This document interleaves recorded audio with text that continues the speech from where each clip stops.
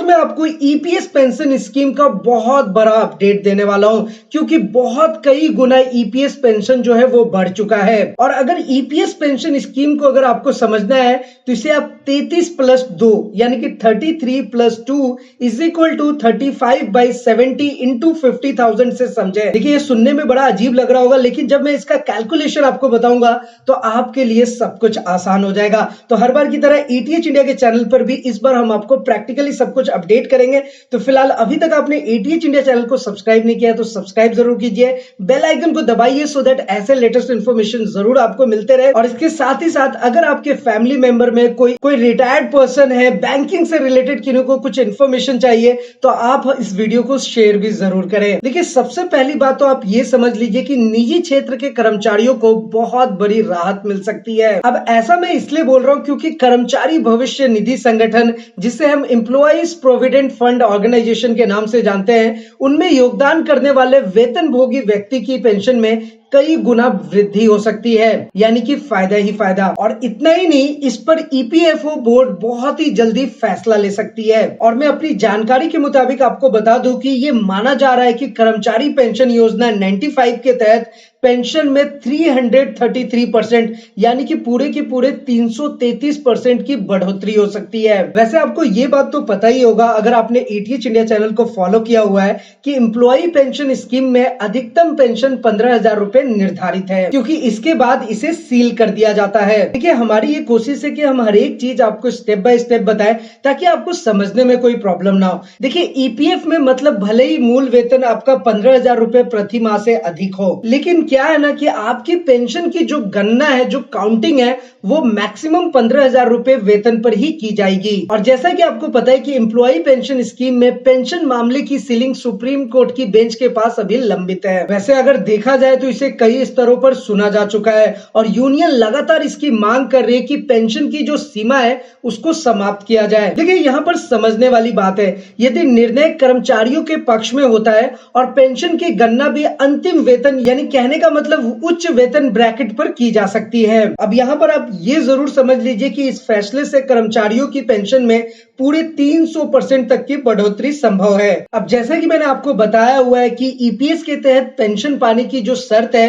वो ये है कि कर्मचारी भविष्य निधि संगठन यानी फिर से वही एम्प्लॉयमेंट प्रोविडेंट फंड ऑर्गेनाइजेशन में 10 साल तक का अंशदान करना जरूरी है। और आपको ये पता होना चाहिए कि अगर वहीं आप 20 साल की सेवा पूरी करते हैं तो वहां पर 2 साल का वेटेज भी आपको मिलता है। तो यहाँ पर आप समझ सकते हैं कि छत को हटाने से बहुत फर्क पड़ेगा। चलिए, जब मैं आपको इतना कुछ बता ही रहा हूं तो और भी डिटेल में इसे अच्छे से समझते हैं। अब आपके मन में ये सवाल आ सकता है कि ईपीएस 95 में कैसे बढ़ेगी आपकी पेंशन। देखिए, इसे मैं आपको अच्छे से समझाने की कोशिश करता हूं। सबसे पहले तो आप ये समझिए कि अगर आज के टाइम का जो नियम देखा जाए यानी कि मौजूदा नियमों के मुताबिक अगर कोई कर्मचारी, कोई भी एम्प्लॉय भविष्य निधि संगठन यानी कि EPF organisation, employment provident fund organisation कर्मचारी जो है 1 जून 2015 से नौकरी कर रहा है। अब यहाँ पर देखिए, समझने वाली बात है, 1 जून 2015 से कर्मचारी नौकरी कर रहा है और अगर वो पूरे की पूरे 14 साल की सेवा जो है वो पूरी करने के बाद पेंशन लेना चाहता है तो उसकी पेंशन की गणना जो है वो 15,000 रुपए से होगी।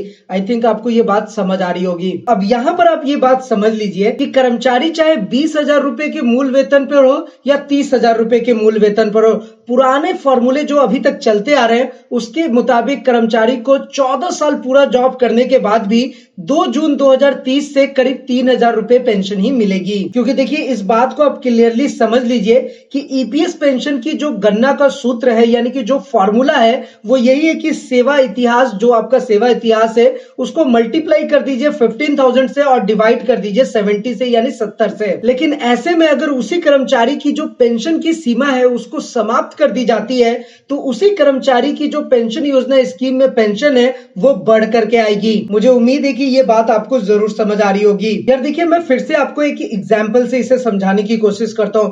मान लीजिए एम्प्लॉय प्रोविडेंट फंड ऑर्गेनाइजेशन में किसी भी कर्मचारी की जो सैलरी है, अब सैलरी कैसे बनती है इसके बारे में तो ऑलरेडी मैंने आपको बताया हुआ है, इसलिए तो आपसे रिक्वेस्ट करता हूं कि आप ईटीएच इंडिया चैनल को जरूर से सब्सक्राइब करके रखिए।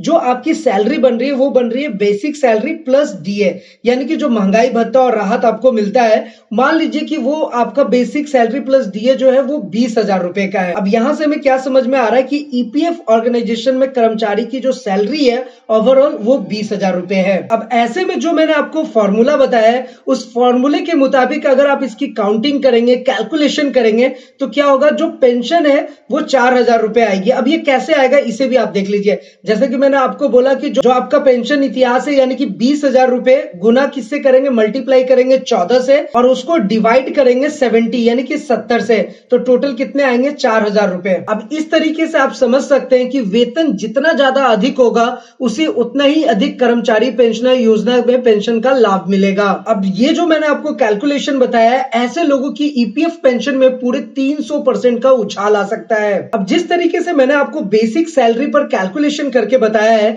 अब मैं आपको एक और एग्जांपल बताता हूं, क्योंकि मेरी कोशिश है कि ये चीजें आपको अच्छे से समझ में आ जाए। कि मान लीजिए कि ईपीएफ ऑर्गेनाइजेशन में किसी एक कर्मचारी की जो नौकरी है वो पूरे के पूरे 33 साल की है, यानी कि पूरे के पूरे 33 इयर्स उन्होंने अपना योगदान दिया है। अब ऐसे में जाहिर सी बात है कि उनकी जो आखिरी बेसिक सैलरी है वो 50,000 रुपए की होगी। अब देखिए प्रॉब्लम क्या है कि अगर मौजूदा व्यवस्था को अगर देखा जाए, जो आज का सिस्टम चल रहा है उसके अकॉर्डिंग अगर देखा जाए, तो उनकी बेसिक सैलरी तो 50,000 रुपए है, लेकिन ईपीएस पेंशन की जो कैलकुलेशन है वो अधिकतम 15,000 वेतन पर ही की जाती थी। अब आपको शायद प्रॉब्लम समझ आ रहा होगा। अब यहाँ पर आप फॉर्मूले के अकॉर्डिंग बात को समझिए कि अगर 33 साल प्लस 2 करेंगे तो इक्वल टू आएगा 35, उसको डिवाइड करेंगे 70 से और मल्टीप्लाई करेंगे 15,000 रुपए से, क्योंकि अधिकतम जो फॉर्मूला कहता है वो कहता है 15,000 सैलरी पर ही कैलकुलेट होगा। तो ऐसे में जो पेंशन आपको निकल करके आएगा वो आएगा सिर्फ 7,500 रुपए। और आज के टाइम की अगर बात करें तो मौजूदा व्यवस्था में ये अधिकतम पेंशन है। अब यहां पर मैं आपको समझाता हूं कि अगर पेंशन की सीमा को हटा देते हैं तो बाद में जो पेंशन का अंतिम वेतन के हिसाब से जो उन्हें पेंशन मिलेगा वो सीधे सीधे 25,000 रुपए पेंशन मिलेगा। अब आप कैलकुलेशन समझ सकते हैं, सीधा सीधा 7,500 का बेनिफिट वो सीधे के सीधे 25,000 रुपए पर जा रहा है, यानी कि 33 साल प्लस 2 इज इक्वल टू 35 होगा, उसको डिवाइड करेंगे 70 से और मल्टीप्लाई करेंगे 50,000 से।